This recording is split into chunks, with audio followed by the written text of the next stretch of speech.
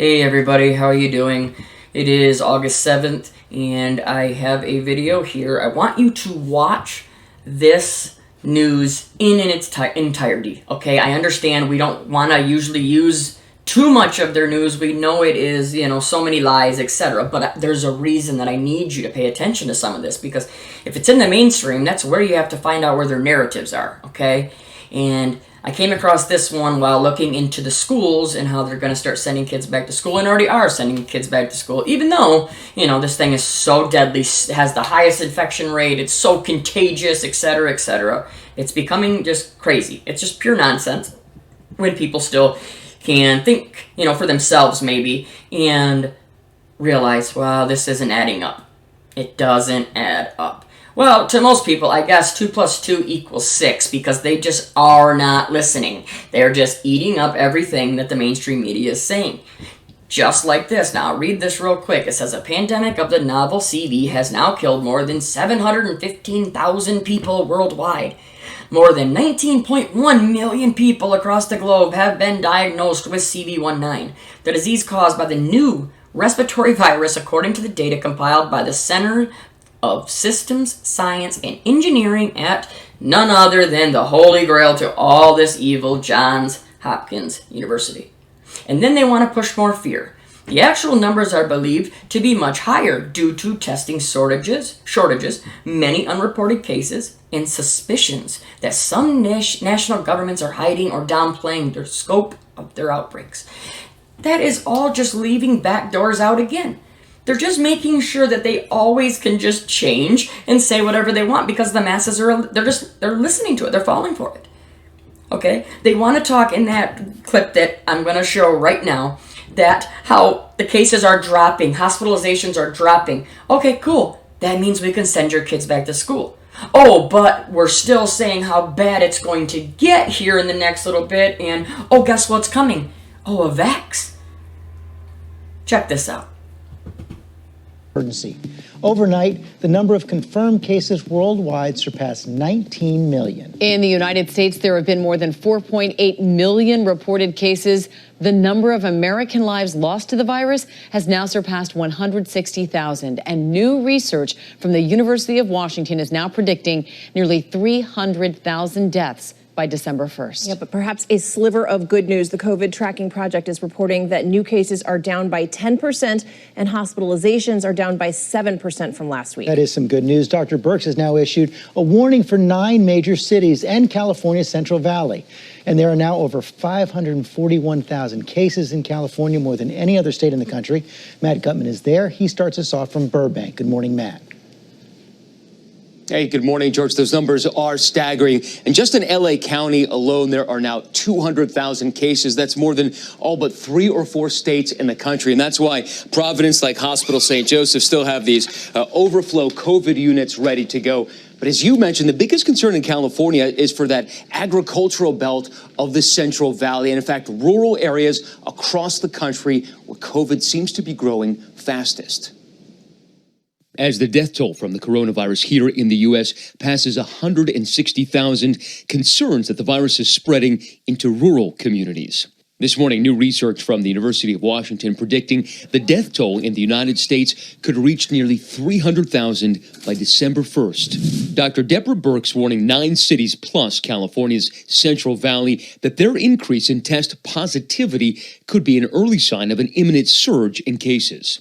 California now surpassing 10,000 deaths from COVID and reporting more cases than any other state in the country. And now Ohio Governor Mike DeWine confirming he is negative for the coronavirus. The governor first tested positive as part of a routine screening just before he was set to meet with President Trump. Everyone who sees the president is tested. So I was tested. I went from there to the airport. And when I got to the airport, found out shortly thereafter that I had tested positive. So that was a big surprise. In a statement overnight, DeWine says he and his family immediately went to Wexner Medical Center in Ohio to be tested again twice. Adding, the earlier positive test was taken with new technology called an antigen test, and that we don't have much experience with them here in Ohio, but are researching how the discrepancy between these two tests could have occurred. What do you know? Another false positive. This testing is all set up like this. It's set up to not be accurate. It's set up to be able to have them say, well, that was because of testing. Well, now we found out that that type of new testing doesn't actually work. That's what they're going to keep doing. That way they can just continue to bump all these fake numbers up. And then when it doesn't, all their actions don't help, then they can use that to head right out the back door with another excuse that they're going to be able to use. That's all they've continued to do, is unload one excuse after another. They're played in there so that when it comes time, they can say, oh, remember we told you that these tests weren't accurate. Yeah. But yet you're shutting down the world because you want to keep throwing up these millions and millions of cases. The apparent false positive adding to confusion about the country's testing capabilities, as President Trump is now suggesting that a vaccine could be ready by Election Day. I'm optimistic that it'll be probably around that date. I believe we'll have the vaccine before the end of the year, certainly, but around that date, yes, I think so. But Dr. Anthony Fauci thinks likely not. He's eyeing a target date of early 2021. You might likely get an indication that you know if it works and if it's safe by the end of this calendar year. I might add that I'm cautiously optimistic, though you can never guarantee things with a vaccine. And the emotional toll not getting any easier. An increasing number of young Americans battling the virus, some like 29-year-old Marzouk Chaudhry, were closer to death than to life. She held my hand and she said, Ron, if you can hear this, squeeze my hand. And I was holding your finger. And I squeezed it while I was under. Nurses were telling me, wow, you're back. You're a miracle child. Well, it could take months for that miracle child to fully rehab. Now, we mentioned those vaccines. There are now 140 vaccine candidates. 26 of them are in clinical trials. Now, you may wonder, well, is that overkill? No, it's not, because for the entire global population to be vaccinated, or 60% of it, multiple companies need to chip in because no single company has the capacity to vaccinate everyone. Now, we talked to the experts. They say that glut of vaccines won't be ready until the end of 2021. I mean, can you believe that? There's multiple things in there I want to talk about, but you'd like when the guy's getting pushed out in the handicap chair. You notice how the place just looks perfectly empty, and you got tons of nurses on each side sitting there clapping for him. If it was this bad, do they have time to stop and pose for a photo shoot? I don't think so. I think that more was exactly what we just called it, a photo shoot. And what are they saying? Oh, we're going to push up that VAX. Oh, it might be here by the election. Oh, if not, no. Oh, Fauci says no, it's going to be 2021. We already know you have them. And we know what you plan to do with them. People, we have to get ready. You see it. You can feel it. I feel it inside me. Things are escalating each day. Now they're getting your kids. There you go. Your kids were home safe with you. Now they're not. You think things were getting crazy right now? Wait till they pull out a few more rabbits out of their hat when it comes to these children. I am telling you, they're going to use it. They're using all these storms, these disasters.